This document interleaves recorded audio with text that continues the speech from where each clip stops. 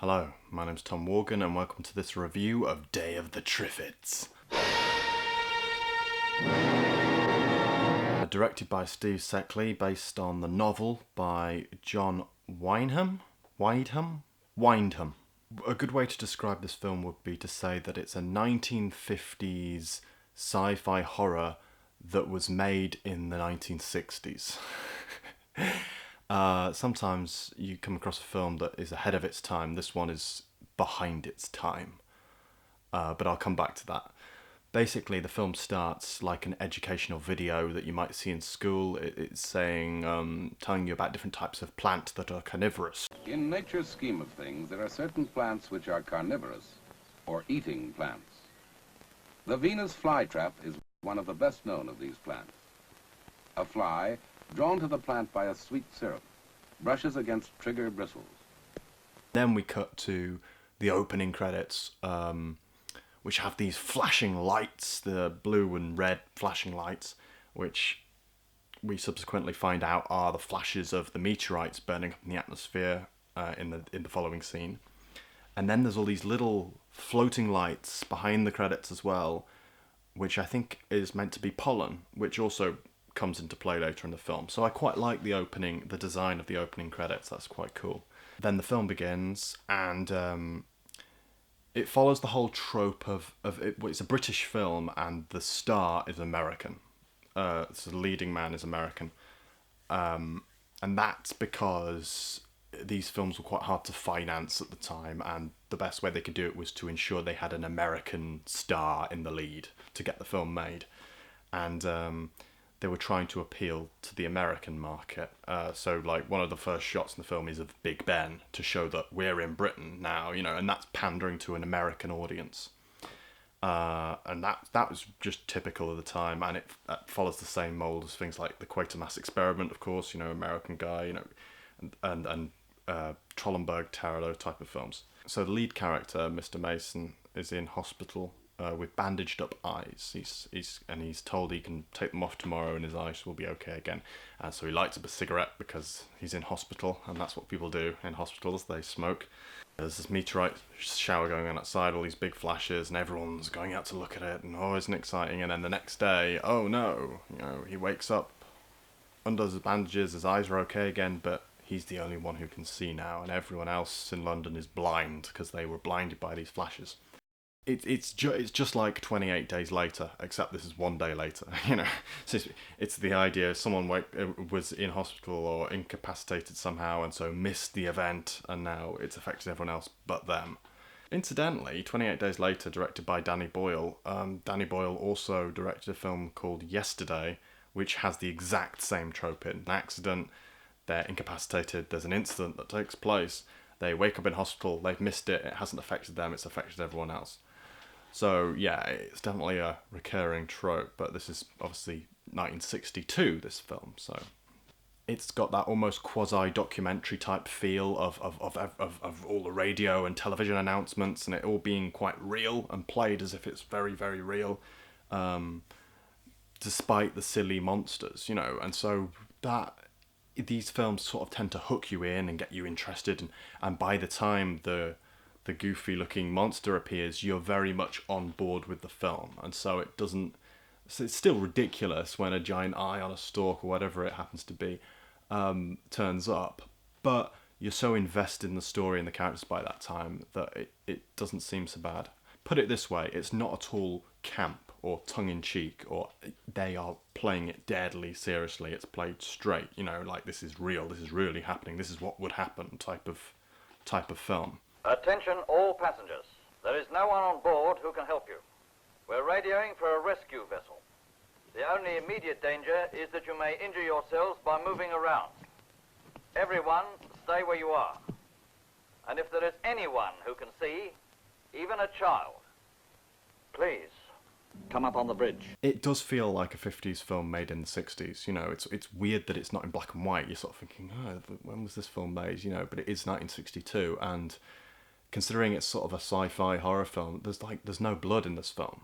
It's actually fairly tame, which is, other films being made at the time were incredibly bloody. You know, this is the time of Hammer horror. You know, so it's a bit tame. But one of the most horrifying things in the whole film, I think, is a plane crash that happens fairly near the beginning, and basically everyone on this passenger plane is blind.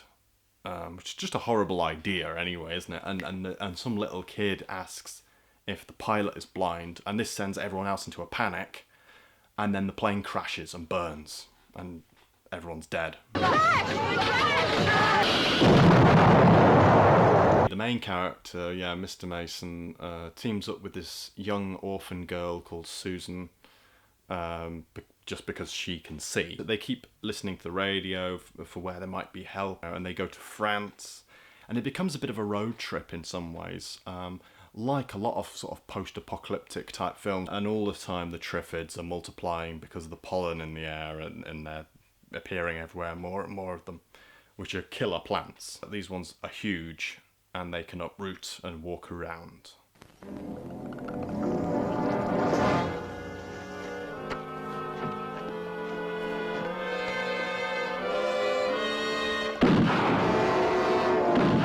They go to France, and there's this house there, and they meet this woman called Christine.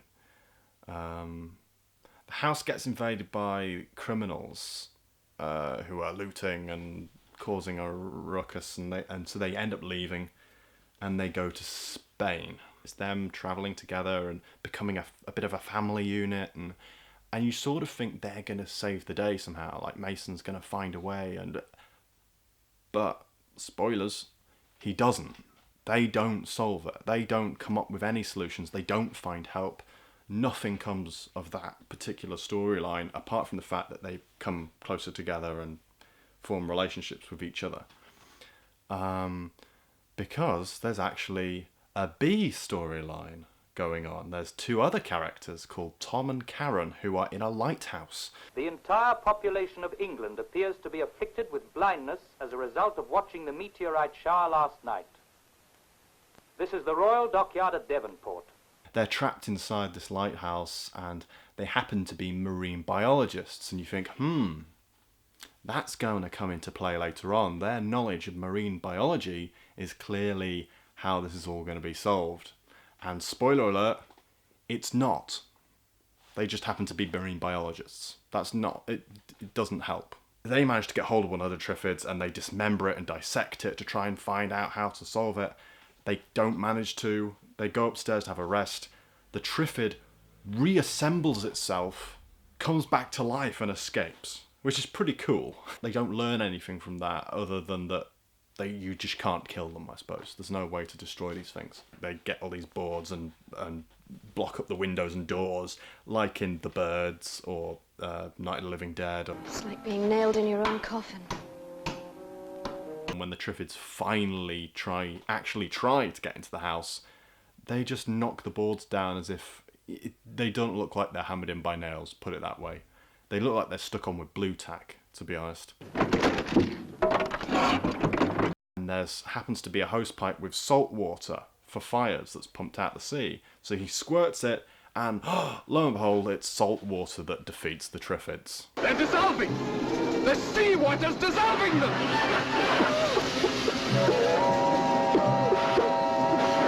There's nothing to indicate that would be what is going to help throughout the whole film. Their knowledge of marine biology doesn't help. Mason, Susan, and Christine don't find anything that helps. When it comes to defeating the Triffids, it's just a complete fluke. It's just a complete ex machina, out the blue ending of, this'll do it. Seawater. 2/3 of the earth is covered with it.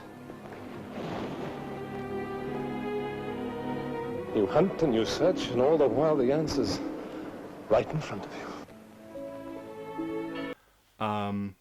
And then the narration from the very beginning of the film comes back in and does the whole sort of War of the Worlds ending. Humankind had reason to be thankful again. And then you see, Christine and Mr. Mason and Susan all processing into a church on a hill in Spain. And it's sort of like, oh, right, so, obviously very strong religious overtones. God saved the day again, and it's not as bad as War of the Worlds. I mean, I think the ending of War of the Worlds is one of the worst endings of all time, which is a shame because it's such a good film. And it felt similar here, like it was a very bad ending. Seawater, from which life on Earth had sprung, became the means of preserving life on Earth. Mankind survived, and once again had reason to give thanks. Salt water does it. Oh, great. And who provided the salt water, you know? I hate those sort of endings, and there's no foreshadowing in the film that that's going to be how they defeat the Triffids. But it's a fun film, and I did actually enjoy it, despite that. My one sort of main criticism, I guess, is that I think audiences in the 60s would have watched this and just felt a bit of deja vu. They would have thought, I've seen this film before, but last time it was in black and white. Because this is basically just the Quatermass Experiment meets the Trollenberg Terror with the War of the Worlds ending tacked on the end. You know, it's all of those films. It's very much, oh, this is a black and white 50s sci-fi film, except for some reason they've made it in the 60s in colour. You know, they'd run out of ideas. They're just doing the exact same film again and again and again. You know, right down to, oh, here's the American star, here's the British cast, and oh dear, there's some monsters, and they've taken... And I know it's based on a novel, and therefore, you know, oh, you could argue there's an original idea in there somewhere with the plants and everything. But most of this film is just lifted from other films. Now, retrospectively looking back, doesn't matter, and it's fine, and it's actually really enjoyable for us as a modern day audience, but I can't help but think in the 60s it would have been like, why are they making this film again? But I did enjoy it, and I would recommend it to people enjoy these serious British creature feature sci-fi horror films, which I certainly do. Yeah, it was good. Day of the Triffids.